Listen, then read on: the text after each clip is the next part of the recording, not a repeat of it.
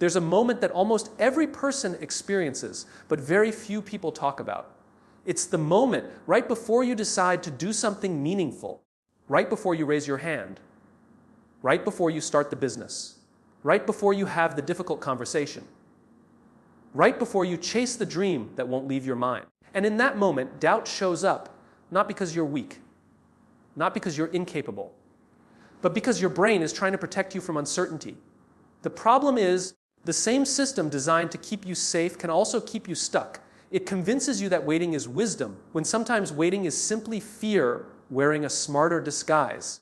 The greatest achievements in history were never built by people who never felt doubt. They were built by people who learned that confidence doesn't come before action. Confidence comes because of action. Today, I want to challenge one of the biggest lies we've been taught, that one day you'll wake up feeling completely ready. You won't. No one does. The people we admire aren't fearless. They've simply learned how to move while fear is still sitting in the passenger seat. If you've been questioning yourself, second-guessing your decisions, or waiting for the perfect moment to finally believe in yourself, then this message is for you. Because by the end of this conversation, I hope you'll see doubt for what it really is, not a stop sign, but an invitation to grow. Let's talk about how to silence doubt, stop giving fear the final vote, and move forward with the kind of confidence that isn't built on certainty, but on courage. When we experience doubt, our first instinct is often to believe it. We assume that because we feel uncertain, something must be wrong. We think doubt is a signal telling us to stop, to wait, or to rethink everything. But what if we've misunderstood what doubt actually is? What if doubt isn't a warning that we're incapable? What if it's simply evidence that we're standing at the edge of something meaningful? Think about every important moment in your life. The decisions that shaped who you are today probably didn't come with complete certainty. Whether it was choosing a career, moving to a new place, starting a relationship, ending one, learning a new skill, or taking on a challenge that stretched your abilities, there was almost certainly a voice in your mind asking, what if this doesn't work? That voice wasn't predicting the future. It was responding to the unknown. Our brains are designed to keep us alive, not necessarily to help us grow. Thousands of years ago, avoiding uncertainty was often the safest strategy.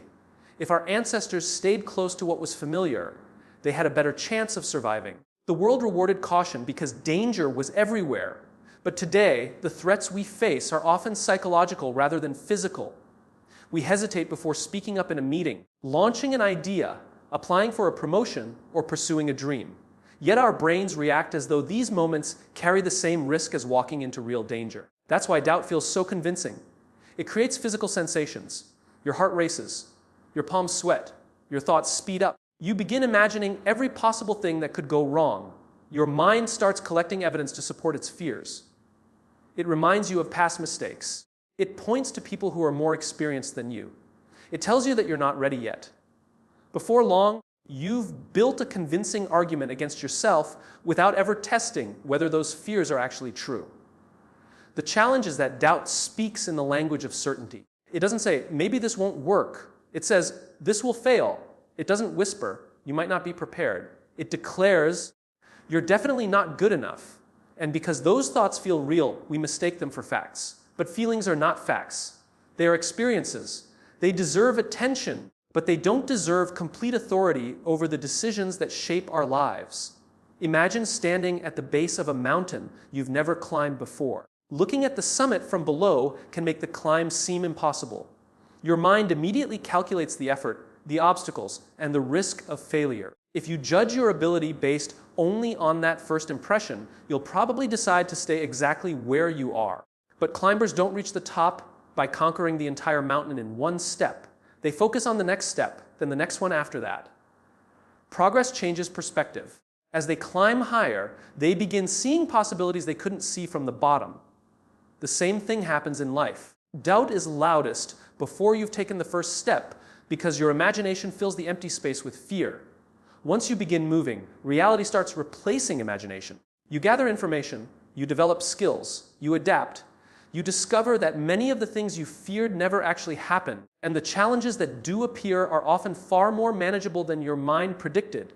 It's also important to recognize that doubt doesn't discriminate. It visits beginners and experts alike. It appears before the first presentation and before the 100th. It shows up for entrepreneurs launching their first company and for leaders making decisions that affect thousands of people. The difference isn't that successful people have eliminated doubt. The difference is that they no longer interpret doubt as a command to stop. They understand that uncertainty is often the price of doing work that matters. Consider the moments when you've learned something completely new. The first time you drove a car, you probably felt nervous. Every mirror, every pedal, every turn required conscious effort. It felt overwhelming because it was unfamiliar. But with repetition, what once seemed impossible became automatic. The doubt didn't disappear because someone guaranteed your success. It faded because experience replaced uncertainty. Growth follows a similar pattern. Every new challenge begins with discomfort. Every meaningful opportunity asks you to step into territory where you don't yet have complete confidence. If you wait until doubt disappears before taking action, you'll spend much of your life waiting. Confidence is rarely the starting point. It's usually the result of repeatedly doing things that once made you uncomfortable. Another reason doubt becomes so powerful is comparison. We compare our beginning to someone else's middle. We look at people who appear confident and assume they've always felt that way. We see polished performances without witnessing the years of practice behind them. We admire success without seeing the countless moments of uncertainty that came before it. Social media has only amplified this tendency. Every day we're exposed to carefully selected highlights of other people's lives.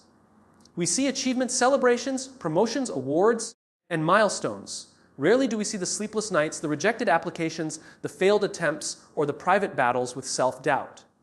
As a result, we begin believing that everyone else is moving forward with certainty while we're the only ones questioning ourselves. But confidence doesn't come from comparing yourself to others. It comes from comparing yourself to who you were yesterday. Real progress isn't measured by whether you're ahead of someone else. It's measured by whether you've become slightly more capable, slightly more resilient, and slightly more willing to take action despite uncertainty. There's another misconception worth challenging. Many people believe that fearless people are naturally confident. In reality, courage and fear often exist together. Courage isn't the absence of doubt. Courage is deciding that something matters more than your doubt. It's acknowledging the fear without allowing it to become the author of your future. Think about the opportunities that doubt has already taken from people, businesses that were never started because someone believed they weren't qualified enough. Books that were never written because the author feared criticism, relationships that were never pursued because rejection seemed unbearable, talents that remained hidden because perfection felt impossible. The world loses incredible ideas every day, not because people lack ability, but because they believe their doubts more than they believe their potential. The next time doubt appears, instead of asking, "What if I fail?" try asking a different question. Ask, what if this feeling is simply proof that I'm stepping into something that will help me grow? That single shift changes the meaning of uncertainty. Instead of seeing doubt as evidence that you should stop, you begin recognizing it as evidence that you're expanding beyond your comfort zone. Your comfort zone has an interesting way of convincing you that staying the same is safer than changing. Yet every meaningful transformation requires leaving familiar territory behind. The discomfort you experience isn't a sign that you're making the wrong decision. More often than not, it's a sign that you're becoming someone capable of handling challenges you couldn't handle before. One of the biggest myths we've been taught is that confidence comes first. We believe that one day we'll wake up feeling completely certain, completely prepared, and completely fearless. We imagine that successful people took action because they were already confident. But if you study people who have accomplished extraordinary things, you'll discover a completely different pattern. They didn't act because they were confident. They became confident because they acted. This misunderstanding keeps millions of people trapped. They wait for a feeling that never arrives. They postpone the conversation they need to have. They delay launching the business they've dreamed about. They keep putting off learning a new skill, applying for a better opportunity, or stepping into leadership because they believe confidence is a requirement instead of a result. Every day they tell themselves, "I'll do it when I feel ready." Weeks become months. Months become years. The opportunity doesn't disappear because they lack talent. It disappears because they were waiting for an emotion that only action could create. Think back to the first time you tried something that eventually became easy. Maybe it was riding a bicycle, driving a car, speaking in front of a group, or learning how to use a new technology. At the beginning, you probably felt awkward and uncertain. You made mistakes. You questioned yourself. You wondered whether you'd ever get it right. If someone had told you to wait until you felt confident before trying again, you would never have improved. The confidence you have today exists because you were willing to be uncomfortable yesterday. Confidence grows through evidence. Every time you take a small step forward, your brain collects proof that you are capable of more than you previously believed. Every challenge you overcome becomes a reference point. Every obstacle you solve becomes another reminder that you can adapt. Confidence isn't built from positive thinking alone. It's built from accumulated experiences that teach you, over and over again, that you can handle more than you imagined. This is why action is so powerful. Action interrupts the stories your mind creates. Before you begin something, your imagination fills in all the blanks with fear. It predicts rejection, embarrassment, failure, and disappointment. But once you start moving, imagination gives way to reality. You stop guessing and start learning. Instead of asking endless, what if questions, you begin collecting real answers. Some things go well. Some things don't. But every experience gives you information that fear could never provide. Many people assume confidence is a personality trait. They look at someone speaking on a stage, leading a company, or performing at the highest level, and conclude that those people were simply born different. What they don't see are the years of uncertainty behind every polished performance. They don't see the presentations that didn't go well, the interviews that ended in rejection, the ideas that failed, or the countless moments when those same people question themselves. The polished version of success is always visible. The process that created it usually isn't. That's why comparison becomes so dangerous. You're comparing your private beginning with someone else's public mastery. You're measuring your first attempt against their 1,000th. Of course, you'll feel behind. But mastery isn't built overnight. It's built through consistent action repeated over time. Imagine watching a musician perform a difficult piece with complete ease. Every note sounds effortless. Every movement appears natural. It's tempting to believe they simply possess extraordinary confidence. What you don't see are the thousands of hours they spent practicing alone, making mistakes, slowing down difficult passages, correcting errors, and starting over. The confidence you admire isn't separate from the practice. It is the product of the practice. The same principle applies to every area of life. Athletes don't become confident before training. They become confident because of training. Writers don't gain confidence before writing. They gain confidence by writing page after page, even when those pages aren't perfect. Entrepreneurs don't build confidence before starting a company. They build it by solving one problem after another, learning through every success and every setback. This is why perfectionism is such a powerful enemy of confidence. When you believe your first attempt has to be flawless, you'll avoid beginning altogether. Perfection creates impossible standards. Confidence grows through imperfect action, not perfect planning. Every expert you admire was once a beginner who knew far less than they know today. The only difference is they accepted being inexperienced as part of the process rather than as evidence that they didn't belong. There's a simple truth about growth that many people overlook. Your abilities expand to meet the demands you place on them. If you never challenge yourself, your confidence has no opportunity to grow. If you constantly avoid situations that make you uncomfortable, your comfort zone becomes smaller instead of larger. But every time you stretch beyond what feels familiar, you increase your capacity. The things that once intimidated you slowly become normal. Think about how children learn to walk. They don't wait until they're confident before taking their first steps. They fall repeatedly. They lose their balance. They stumble more times than anyone could count. Yet no parent interprets those falls as proof the child isn't meant to walk. Every fall is understood as part of learning. Somewhere along the way, many adults forget this lesson. We begin treating mistakes as evidence of inadequacy instead of evidence of progress. What if you approached your own goals with the same mindset? What if every mistake became information instead of condemnation? What if every failed attempt became a lesson instead of a reason to quit? Suddenly, failure loses much of its power because it no longer defines your identity. It simply becomes another step in the learning process. Another important shift happens when you stop relying on motivation to create action. Motivation is unpredictable. Some days you'll feel inspired. Other days you won't. If you only act when motivation appears, your progress will always be inconsistent.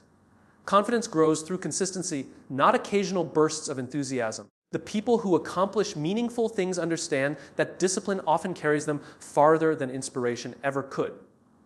Small actions matter more than most people realize. Sending one email, reading one chapter, making one phone call, practicing for 15 minutes, speaking up once during a meeting. None of these actions seem dramatic on their own. But confidence isn't built in giant leaps. It's built through countless small decisions that gradually reshape the way you see yourself. Every action also changes your identity. When you repeatedly do something difficult, you stop seeing yourself as someone who wishes they were brave. You begin seeing yourself as someone who acts despite fear. Identity isn't created by affirmations alone. It's reinforced by behavior. The more often your actions align with the person you want to become, the stronger that identity becomes. Fear often tells you that action should wait until certainty arrives. Experience teaches the opposite lesson. Certainty rarely comes first. It grows as you move. Every conversation you avoid becomes more intimidating. Every challenge you postpone becomes larger in your imagination. But once you begin, you usually discover that reality is far less overwhelming than the stories fear created. The most confident people aren't those who always know exactly what will happen next. They're the ones who trust their ability to figure things out along the way. They understand they don't need every answer before taking the first step. They only need the willingness to begin, learn, adjust, and continue moving forward, allowing each action to become another piece of evidence that they are stronger, wiser, and more capable than yesterday. One of the greatest reasons people never reach their potential isn't a lack of talent or intelligence. It's the fear of failure. That fear has the power to stop dreams before they even begin. It convinces people to play it safe, stay where they're comfortable, and avoid anything that carries the possibility of making a mistake. But here's the question we rarely ask ourselves. What if our definition of failure is completely wrong? Most people grow up believing that failure is the opposite of success. They see it as proof that they're not capable enough, smart enough, or worthy enough. A failed interview becomes evidence that they're not qualified.